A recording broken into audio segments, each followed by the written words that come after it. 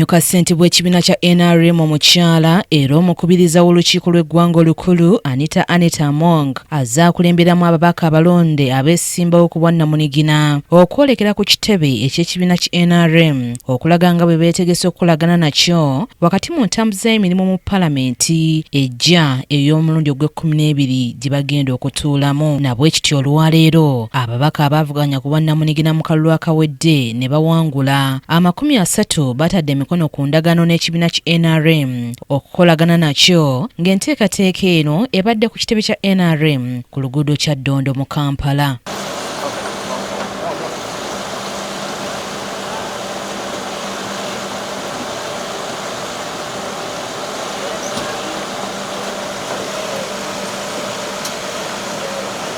Batadde emikono ku kiwandiiko kino kuliko Ngabirano Charles ow'Erwampara, Waliomu Moses ow'Akagoma, Apoloti Ogiti Peter owa Pingeri constituency, Basse Kanyesije omubaka w'abavubuka abakyala mu ggwanga, Stella Nankwanga, Nulia Teku omubaka omukyalo ow'e Kotido, Senteza Richard owa municipal y'e Lugazi, Tumwesige Anthony ow'Isinjiro, Akot Angela ow'e Tororo, Matembu Chris owa Bubulo West constituency, Muhenda Ronald owa Fort Portal Central Division ne Muhammad Katoto owa Katerera County n'abalala.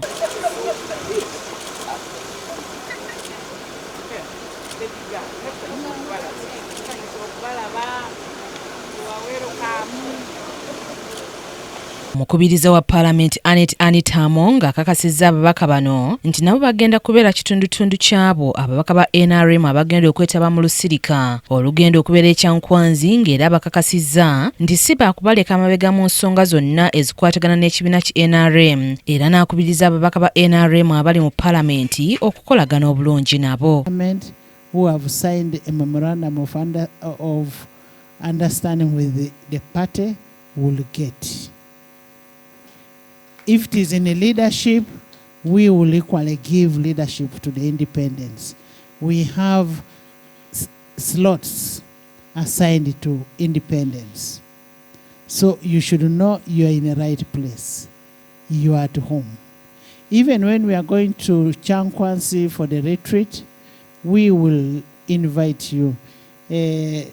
Akulira ebyamateeka mu kibiina ki NRM Enoka Barata ategeezezza nti ebiwandiiko bye bataddeko emikono olunaku olwaleero byagenda okukozesa ng'ebbaluwa ezinaabayingiza mu lusirika awamu ne mu nteekateeka z'ekibiina ki NRM nga bw'annyonnyola.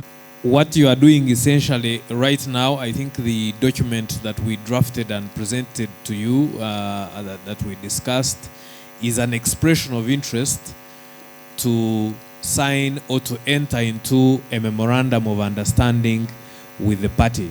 So we understand that you are not crossing, but you intend to work with the NRM party during your term of office, and therefore you intend to sign memorandums of understanding.